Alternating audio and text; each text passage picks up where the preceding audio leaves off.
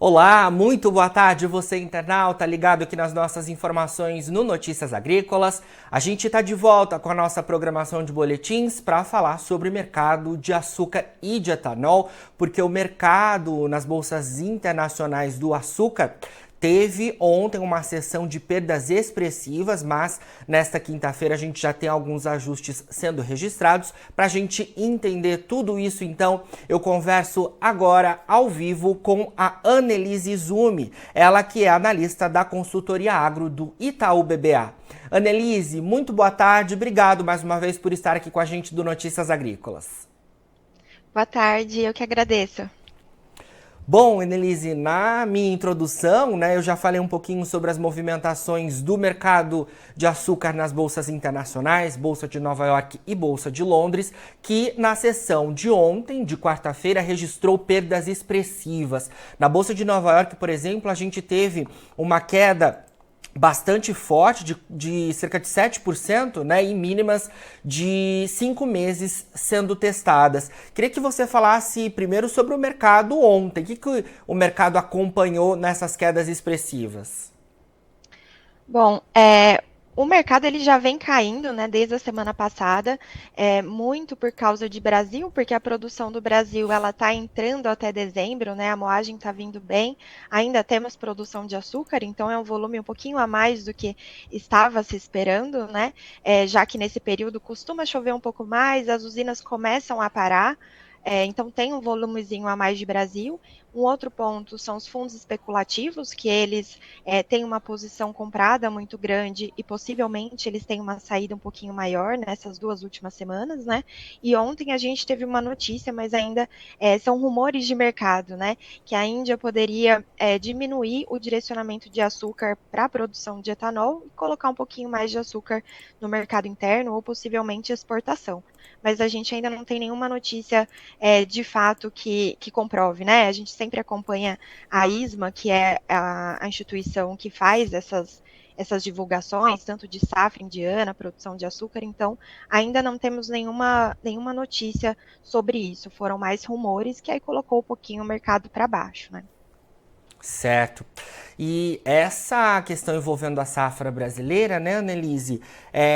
A gente tem um cenário otimista que já era esperado desde o início da temporada, mas segundo pessoas com quem eu converso envolvidas no setor, de fato a gente está num cenário muito positivo nessa reta final de temporada, que inclusive pode fazer com que a gente moa parte da cana no próximo ciclo e até antecipe a moagem da safra 2024-2025. Vocês do Itaú BBA também estão vendo esse cenário?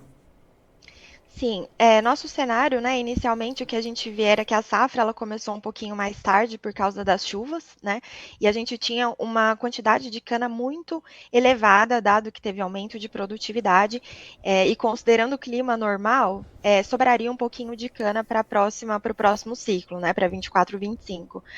Dado que a gente teve um período bem seco e bastante quente, a gente viu dois movimentos. O primeiro é o aumento da moagem, que as usinas conseguiram entrar mais no campo para fazer essa colheita. E um outro ponto foi o aumento também de ATR, que nesse período ele já costuma cair, né? Nesse momento, a gente tem uma safra mais próxima ali dos 600 milhões de toneladas, né? Com uma produção de açúcar muito próximo dos 37,5, né? Bom, dito isso, o que a gente tem aqui no Itaú? Né? Nossa estimativa é cerca de 620 milhões de toneladas para a moagem até o final do ciclo, isso dependendo do volume de chuvas, né? A expectativa é que até dezembro, né? Em dezembro, as chuvas voltem à normalidade, então a gente tem um pouquinho mais de chuva. Do que estamos tendo até agora, né? E aí temos 20 milhões de toneladas ainda que pode passar para o próximo ciclo, né?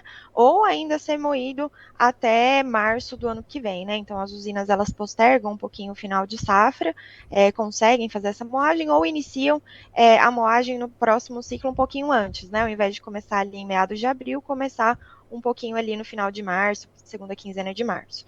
Então, isso vai depender agora totalmente de clima, mas, né, nesses 2 últimos meses, a gente se surpreendeu com esse volume de cana a mais, né, e essa produção de açúcar vindo aí acima do esperado. Certo. Essa surpresa de vocês fez com que vocês revisassem esses números que você trouxe agora recentemente? Qual foi a última atualização de vocês? Sim, fez que a gente revisasse, a gente revisou agora. A nossa última revisão foi no final da semana passada, mas também, né, esperando as últimas quinzenas que a gente teve da Única, até para entender o volume de cana que as usinas estavam conseguindo colher, né, fazer a moagem ali. Com certeza. E nesse cenário, né, uma maximização bastante forte voltada para o açúcar, né, Annelise? A gente tem nessa temporada essa tendência, os preços estavam bastante fortalecidos, apesar dessa queda que a gente comentou, né, nos últimos tempos, mas eu imagino que as usinas tenham maximizado e a tendência realmente para essa safra 23-24 é de uma maximização muito forte para o adoçante. Sim, se a gente olhar ali todas as quinzenas da Única, a maior parte ficou acima do que a gente tem de histórico de mix de produção de açúcar, né? Então, a gente tem um histórico ali dos últimos 5 anos, todas as quinzenas acima do histórico, então mostrando que as usinas, elas realmente, como a gente diz, né, apertaram os parafusos ali para conseguir colocar a produção mais voltada para o açúcar, né? Para as próximas 2 safras, a gente acrescenta um volume de açúcar que vai entrar no mercado ainda, de planejamento de construção de novas fábricas ou até incremento de capacidade, né? Isso principalmente olhando o preço de açúcar e o preço de etanol, né? Aquela diferença que a gente consegue olhar, que já está até a mais de 1.000 pontos ali de diferença. Sim, um cenário bastante positivo então para o açúcar.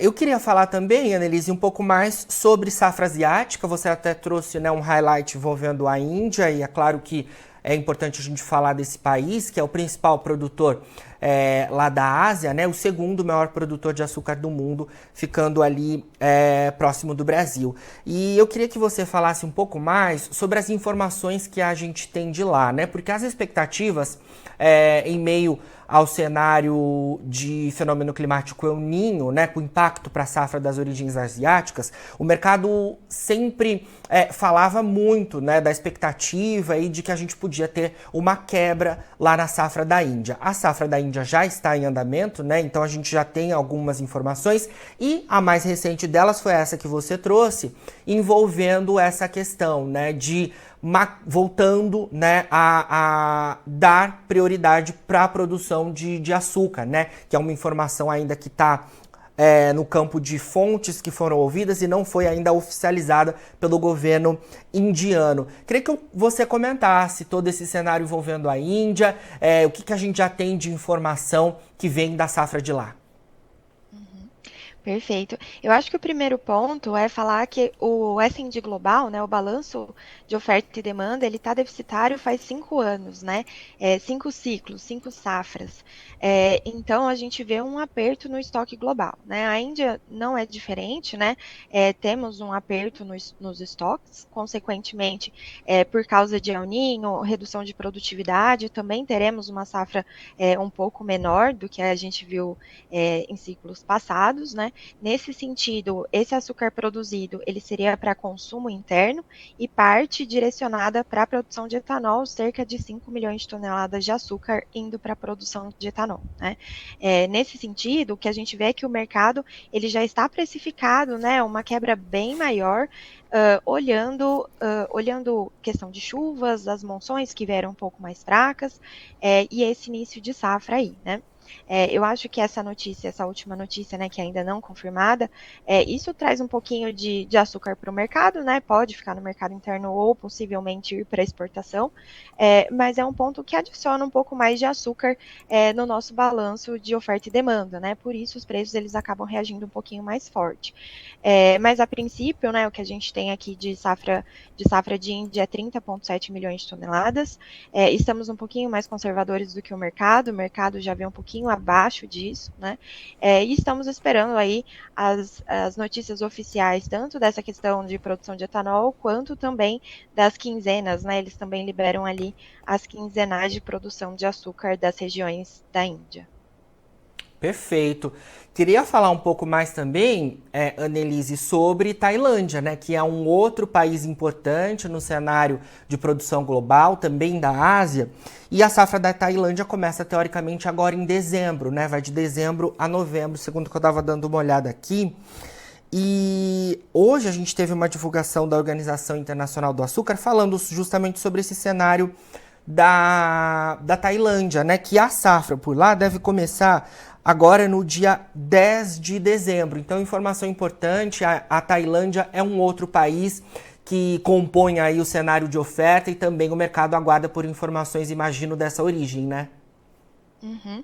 Sim, a Tailândia é um país que ele exporta um grande volume, né? Ela produz bastante, o consumo é menor, então eles exportam bastante, por isso é muito relevante no mercado, né? Para a Tailândia, ela também sofreu com o El Niño, um clima um pouco mais seco do que a normalidade, e também uma questão de redução de produtividade para essa safra. Mas eu acho que um outro ponto importante é que também teve redução de área plantada de cana.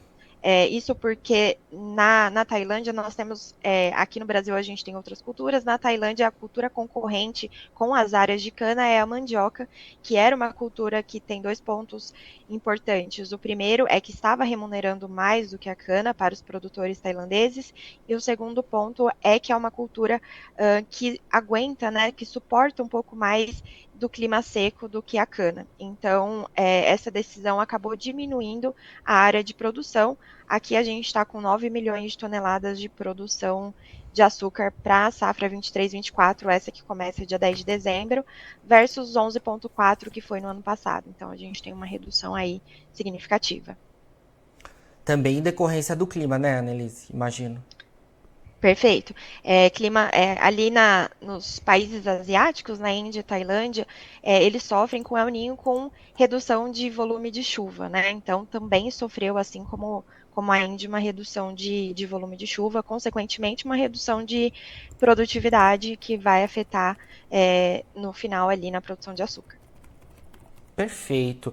Queria falar também, Annelise, um pouco mais sobre etanol, né? Esse outro derivado importante aí do setor sucroenergético que nessa safra, né, tem sido um pouco mais penalizado, né? Mas os preços do açúcar estão muito fortes, né? Então, o cenário realmente é muito mais favorável ao adoçante. A gente também teve questões tributárias que gerou bastante dúvidas, né, em relação ao etanol, e as usinas também tiveram, né, essa tensão aí relacionada ao biocombustível. Mas eu queria que você falasse um pouco mais sobre etanol, porque me parece que a gente teve um gás aí, né, nas últimas semanas envolvendo o biocombustível, e é claro que isso é importante para o setor e também é importante quando a gente fala em termos de descarbonização da matriz de mobilidade, né? O etanol é esse biocombustível que a gente tem a possibilidade de ter aqui no Brasil.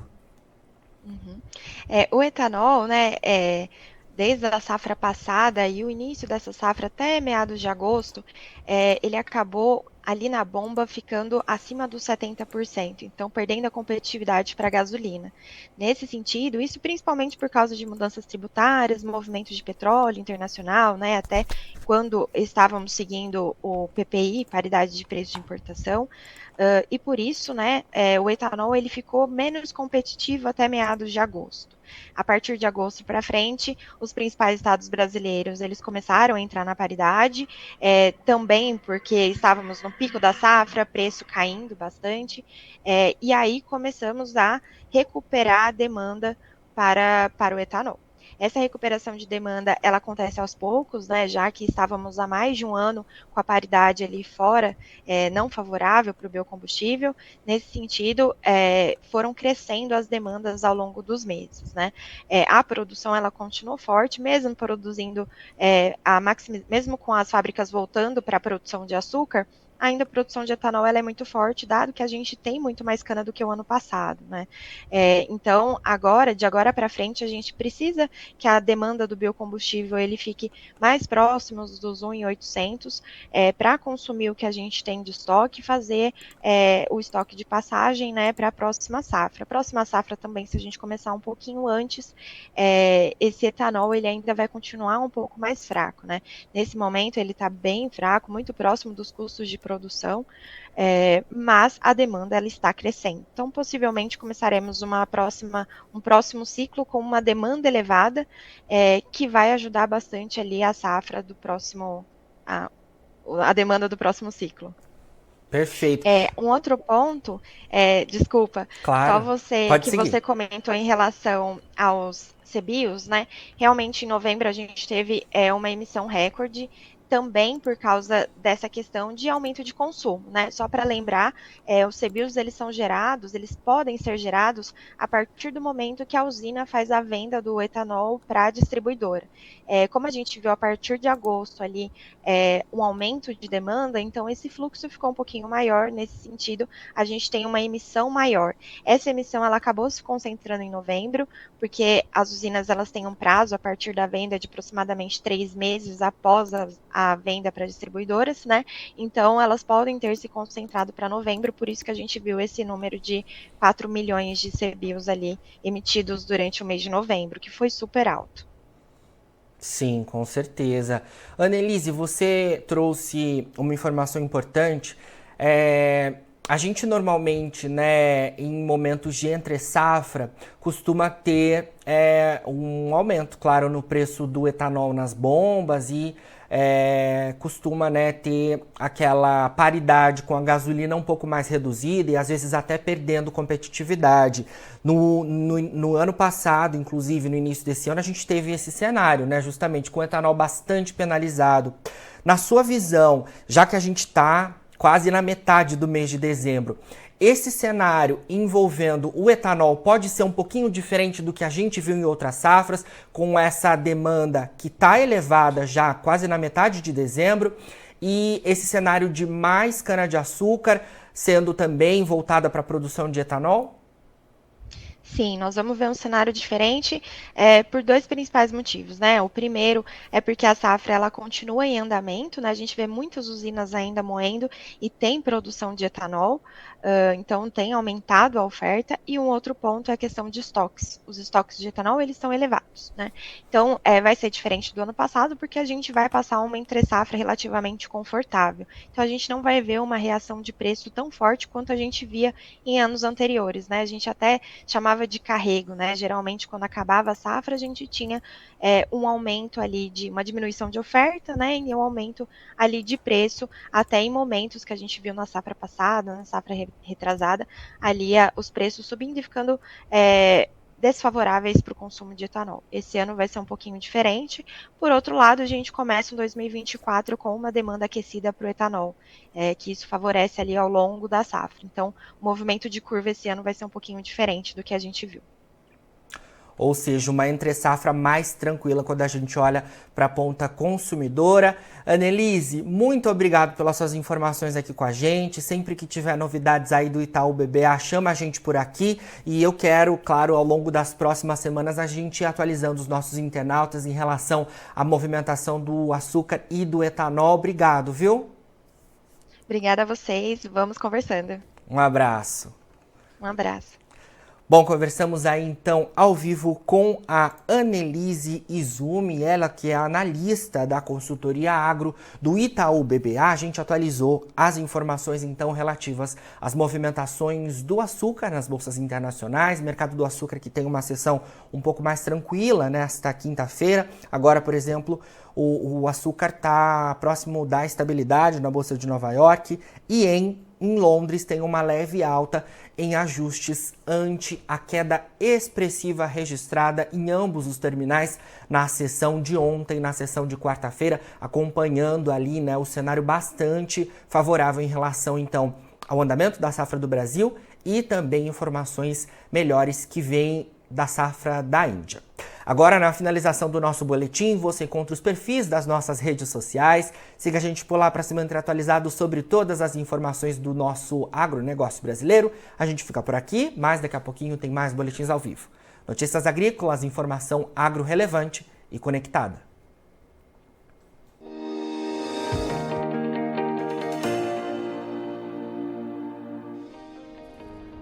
Se inscreva inscreva em nossas mídias sociais, no Facebook Notícias Agrícolas, no Instagram @Notícias Agrícolas e no nosso Twitter @Notiagre. E para não perder nenhum vídeo, não se esqueça de nos acompanhar no YouTube e na Twitch, Notícias Agrícolas Oficial.